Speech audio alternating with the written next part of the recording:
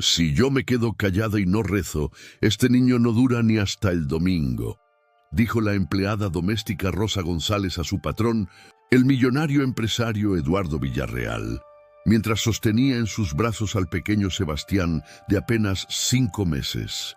Eduardo la miró con desdén. No necesitamos tus supersticiones, Rosa. Los médicos están haciendo todo lo posible. Tus rezos no van a cambiar nada. Pero Rosa sabía algo que los médicos no podían ver, algo que ningún estudio de sangre podía detectar, algo que ninguna resonancia magnética mostraría jamás. Llevaba 15 años trabajando en esa mansión de Polanco, en la Ciudad de México. Había criado a Sebastián desde que nació, y sabía, con una certeza que venía de lo más profundo de su alma, que lo que estaba consumiendo al niño no era enfermedad física, era algo mucho, mucho peor. Sebastián llevaba 3 meses perdiendo peso inexplicablemente. De un niño robusto y saludable, había pasado a ser una sombra de sí mismo. Sus ojos se habían hundido, su piel había tomado un tono grisáceo. Los mejores médicos privados de México no encontraban nada. Cáncer, negativo. Parásitos, negativo. Enfermedades autoinmunes, negativo. Cada prueba salía normal. Pero el niño se consumía día tras día. Y Rosa veía lo que nadie más podía ver, las sombras que rodeaban al niño, las presencias oscuras que se alimentaban de su luz, la maldad invisible que lo estaba drenando hasta la muerte. Pero Eduardo Villarreal no creía en esas cosas. Era un hombre de negocios, de ciencia, de resultados tangibles. Las oraciones, los santos, los ángeles, todo eso era para gente ignorante, para gente como Rosa, la mujer humilde de Oaxaca que limpiaba su casa y cuidaba a su hijo mientras él construía su imperio empresarial. Lo que Eduardo no sabía era que Rosa tenía un don que había heredado de su abuela, la capacidad de ver lo invisible, de percibir lo espiritual y la fe inquebrantable de invocar ayuda celestial cuando la oscuridad atacaba. Y ahora, viendo cómo Sebastián se consumía, Rosa supo que había llegado el momento de actuar. Con o sin el permiso de su patrón, antes de que conozcas cómo la fe de una humilde empleada doméstica movió el cielo y salvó a un niño que la medicina no podía ayudar, suscríbete a este canal y activa la campanita. Esta historia te mostrará que a veces la fe simple de los que el mundo considera insignificantes tiene más poder que toda la riqueza y toda la ciencia combinadas. Rosa esperó hasta que Eduardo se fuera a una junta de negocios. La madre de Sebastián, Mónica, había muerto 3 años antes en un accidente automovilístico. El niño solo tenía a su padre, y su padre solo tenía tiempo para los negocios. Rosa era la única que realmente cuidaba al pequeño. Entró a la habitación de Sebastián. El niño dormía, pero era un sueño inquieto. Sudaba, se retorcía, murmuraba palabras incoherentes. Rosa sabía que las entidades oscuras lo estaban atormentando incluso en sus sueños. Se arrodilló junto a la cama. Sacó de su delantal un rosario gastado que había pertenecido a su abuela y comenzó a orar. No oraciones memorizadas sin sentido, sino súplicas profundas, nacidas de un corazón que amaba a ese niño como si fuera su propio hijo. San Miguel Arcángel, susurró Rosa con lágrimas rodando por sus mejillas morenas. Tú que eres el defensor de los inocentes, tú que combates las fuerzas de la oscuridad, te suplico que vengas a ayudar a este niño. No tiene a nadie más. Su madre está en el cielo. Su padre no cree. Pero yo sé que tú eres real. Yo sé que puedes salvarlo. Oró durante horas. El sol se puso. La mansión quedó en silencio. Y Rosa siguió orando, con una fe que movía montañas. Fue entonces cuando sucedió algo extraordinario.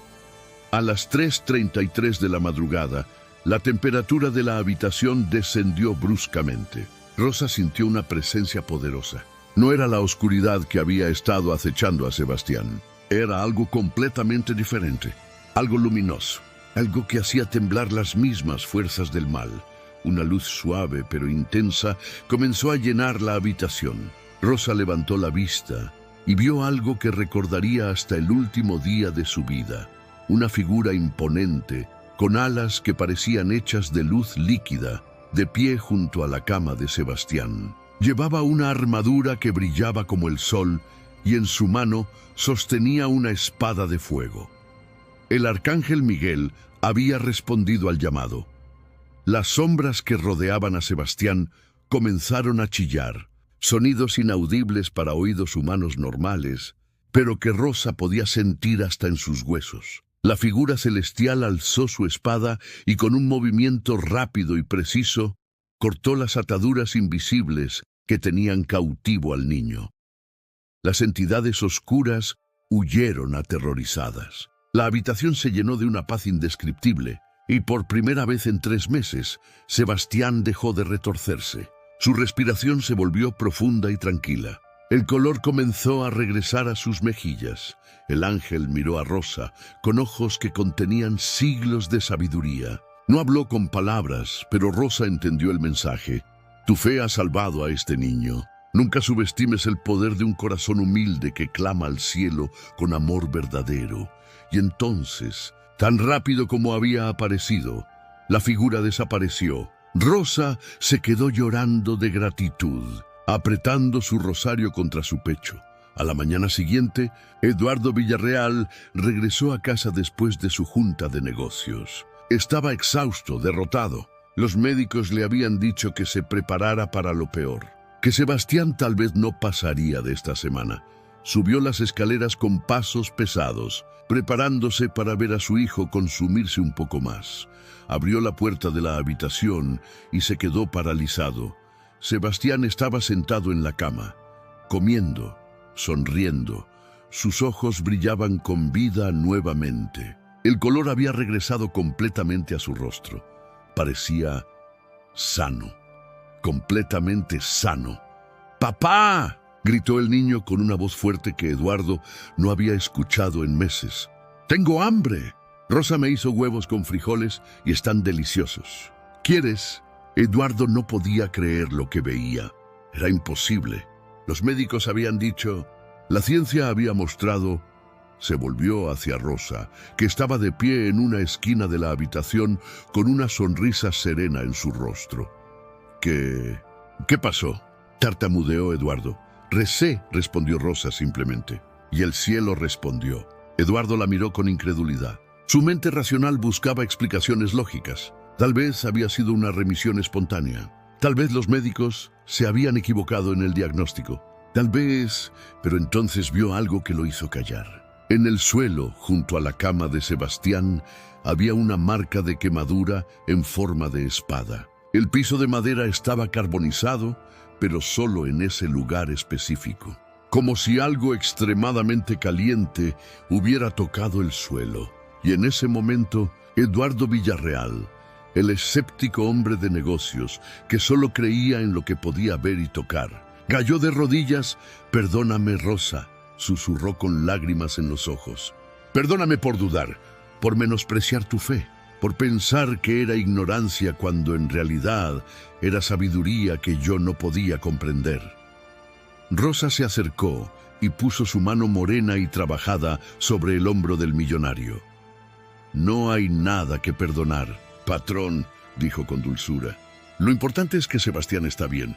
Y ahora usted sabe que hay fuerzas en este mundo más poderosas que el dinero. Fuerzas que responden al amor y a la fe, no a las cuentas bancarias. Esa mañana, Eduardo llevó a Sebastián a los médicos para exámenes completos. Los doctores quedaron atónitos. No solo había desaparecido el deterioro, sino que el niño estaba más sano que nunca. Era médicamente inexplicable. Un milagro, como Rosa había dicho.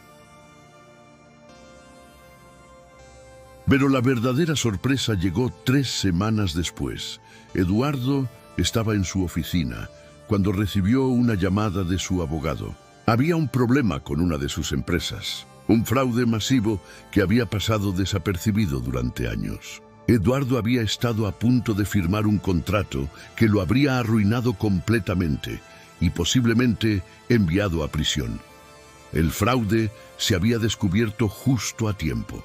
Justo después de que Sebastián sanara, justo después de que Eduardo aprendiera a escuchar lo que no podía ver, una investigación posterior reveló que el socio de negocios que había organizado el fraude era el mismo hombre que, años antes, había tenido una aventura con la esposa de Eduardo. El mismo hombre que secretamente había jurado destruir a Eduardo por haberle robado a Mónica, aunque ella nunca lo había amado. Este hombre había contratado a una bruja, una practicante de magia oscura, para maldecir a la familia Villarreal. Primero había causado el accidente que mató a Mónica. El freno del auto había sido saboteado. Luego había puesto una maldición sobre Sebastián. Y finalmente había planeado destruir financieramente a Eduardo. Pero no había contado con Rosa, no había contado con la fe de una humilde empleada doméstica, no había contado con que el cielo respondería a las oraciones de alguien a quien el mundo consideraba insignificante. Cuando toda la verdad salió a la luz, el hombre fue arrestado. La bruja huyó del país, y Eduardo comprendió algo que cambiaría su vida para siempre. La riqueza no lo había protegido. El poder no había salvado a su hijo. La ciencia no había encontrado respuestas, pero la fe de una mujer humilde había movido el cielo y la tierra. Eduardo no despidió a Rosa. En lugar de eso, la sentó a la mesa familiar. Ya no como empleada, sino como parte de la familia, como la abuela que Sebastián nunca había tenido. Como la sabia consejera que Eduardo necesitaba desesperadamente, transformó su vida. Comenzó a ir a la iglesia con Rosa y Sebastián todos los domingos. Estableció fundaciones benéficas. Usó su riqueza para ayudar a los necesitados. Y cada noche, antes de dormir, se arrodillaba junto a su hijo y juntos rezaban, agradeciendo al cielo por el milagro que les había salvado. Sebastián creció sano y fuerte. Se convirtió en un joven compasivo, que nunca olvidó que una vez fue salvado por la fe de una mujer humilde. Estudió medicina, pero no la medicina que ignora el alma, sino la medicina que comprende que el ser humano es cuerpo, mente y espíritu. Y Rosa, la empleada doméstica de Oaxaca que el mundo había considerado insignificante, se convirtió en la persona más importante en la vida de dos personas, el niño que había salvado y el hombre que había enseñado a creer. Años después, cuando Eduardo estaba en su lecho de muerte a la edad de 82 años, rodeado de su familia, tomó la mano arrugada de Rosa, que ahora tenía 90 años, y susurró sus últimas palabras: «Gracias por enseñarme que la verdadera riqueza no está en las cuentas bancarias. Está en la fe, en el amor, en creer en lo que no se ve. Tú fuiste más rica que yo desde el principio, Rosa, porque tenías lo único que realmente importa: conexión con el cielo». Rosa sonrió con lágrimas en los ojos. «Nos vemos del otro lado, patrón, donde ya no hay patrones ni empleadas, solo hijos de Dios».